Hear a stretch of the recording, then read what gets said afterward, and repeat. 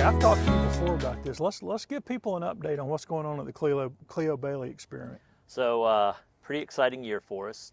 Last year we produced right around 2,500 pounds of food. So this next year we're just looking at what we have done and what we can do. So we've given ourselves a goal of producing right around 4,000 pounds of produce that we can distribute right into the hands of people in need. And we've had a great great relationship with the folks right across the street at the Seventh-day Adventist Church, because they're serving anywhere from 100 to 120 families every week. And out of our garden, we've got supplemental groceries going right into their hands. That's a lot of that's in this neighborhood, right? Goes right into this neighborhood. Right into this neighborhood, yes, sir. We are. And some people have their own gardens, right? They do. Yep. We have garden space out there that is dedicated to them. They get to come in, do their gardening. If they have any concerns, questions, or needs, they just text me and I tell them what's going on in their garden. We set them up with resources so they can get the seeds they need, the plants they need, the education they need, and the tools they need. So it's right here in the garden. Education is really a big part of what we do, trying to show people where their food actually comes from. And we're trying to turn the paradigm of health around. We're working closely with the Anderson Free Clinic. I'm on several coalitions right now around town where we're thinking about how health and food and activity really tie into our standard of living. And as many of you know, shopping on the outside of the grocery store is pretty expensive. It's perishable, and you have to have the knowledge to be able to use that food. And we are trying to bring the education piece along with bringing the food, so that that food gets consumed and someone can have a little bit better lifestyle. This next year, we're, like I said, planning on working with the Anderson Free Clinic. They are, again, trying to change the paradigm of health. Right now, you go in there for acute care. Something happens, you get repaired, you go out, and you come right back with the same issue. And we just keep taking care of the acute side of things. They want to refocus on the wellness side of things. Let's take care of that which is an issue right now and today, and then let's go upstream and figure out why it's happening over and over, and perhaps we can address it that way. Lower your issues as they happen into the future, and give yourself a better lifestyle. So that's and how can y'all help do that here? So here at the Cleo Bailey Experiment, our goal again is education and the food and the activity. So right here, we bring people out. Like I said, we give space for folks to do their own gardening. So you get a chance to actually grow your own food, see where your food's coming from, and have a conversation about what it is to have healthy food back into your diet. It's so neat when we bring the kids out here, because so many kids, they taste broccoli at the grocery store, and as fresh as it can possibly be, it still had to travel across the country to get here. But broccoli right out of the garden has a sweet flavor to it. Many of our crops have a sweet flavor to them because the sugars in the crops, you can taste them right away. Once they sit for a while, they turn into starches and they're not so palatable anymore. But just teaching folks what it is to have fresh food. And then there's a thing that changes in you when you go outside and you start growing your own food. When it sits on your counter and it decays and you throw it away like the stuff you buy at the grocery store, that's painful. But when you grow it and that happens, my goodness, that's painful. So there's buy-in that happens when you grow your own food. And now you've got concrete plans for the future. You've announced you're trying to tell people where you are going. Tell people where you are going next. Okay, so immediately we are going to build a greenhouse in the courtyard of our school. All of our produce that gets grown out here is going to be germinated in that greenhouse. It's going to be our little nursery. We're going to grow out our own plants and have volunteers coming in.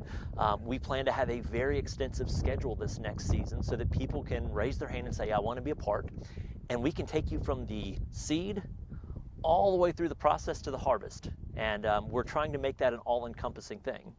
Additionally, we've got numbers finally on what it's going to take to transform some of the building. So we know the kind of money that we need to raise so that we can make a real impact.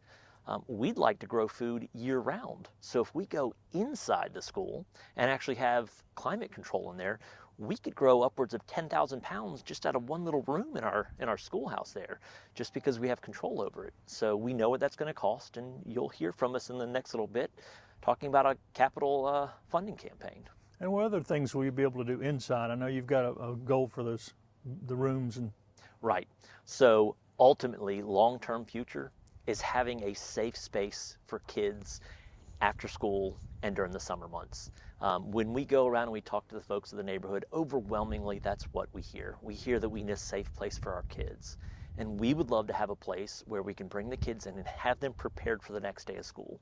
Because it really stinks when you give up when you go in. The first thing you do when you get into school is give up because 1, you didn't do your homework, and 2, you didn't understand yesterday. So let's get kids prepared for that.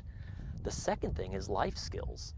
My goodness, there's so many things that are so hard to teach and instill in our children because we're all working so much. We're so busy. We try our best, but you know what? It isn't always modeled at home. It's not necessarily modeled in school because it's not the school's responsibility, though we're putting a few more things on the school that they're having to take on besides academics. But then that third piece there, we want to have extracurriculars made available to a lot of the kids that don't necessarily have access to it. Could you imagine having a dance studio and a karate studio and a robotics lab all under this roof right here so that the kids, when they're done with all of their activities, getting them ready to be good citizens, can then get to just explore and find out who they are and get an opportunity they might not be able to have. So that's what we'd like to see in the larger part of the building here. So we do have some long-term goals. I'd love to dive in a little bit more about that after-school program and how it's going to tie into entrepreneurship and the other classes that we plan to have. But we might need about 15 to 20 minutes for that one.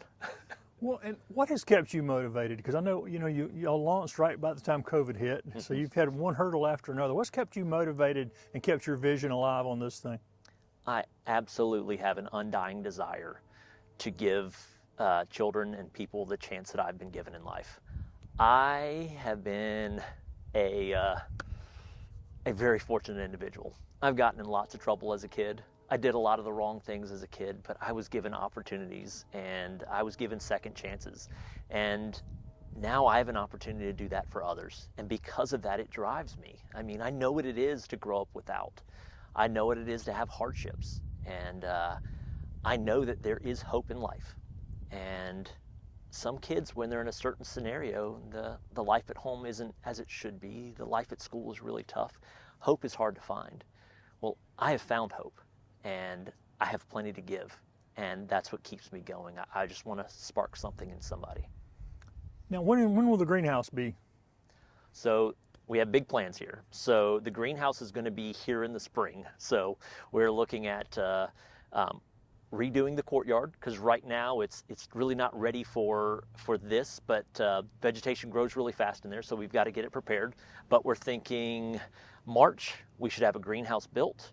Some of the plants will still be grown at my house to start with, but in March we'll start doing all of our seedlings out here so that, again, people can experience it from the seed all the way to the harvest. And you bring groups out here for tours. How can people find out how to find out more and how to tour it and see everything? So when you go onto our website, cleobailey.org, you will find a contact us link in there. And you just reach out, give me your name and a phone number or just your email, and we can have some communication. If you'd like to come out here for a tour, we can make that happen. If you want to be a part of a volunteer group, we can make that happen. If you need us to cater to your volunteer group, we can make that happen. We bring garden clubs out here. We bring student groups out here. We bring mothers of preschoolers out here. We have scouts out here. We have all kinds of different groups out here that are getting something different every time they come. So if you just want to be a part of what we're doing, we can make that happen. Or if you have something specific, like you're trying to reach a certain badge for your scouting or something along those lines, we can make that happen. And if you have an idea about something that we can do out here, and you think it's worthy and valuable, let us know. We will find ways to bring resources together so that we can take that dream and make it happen. I absolutely love opportunities to make leaders.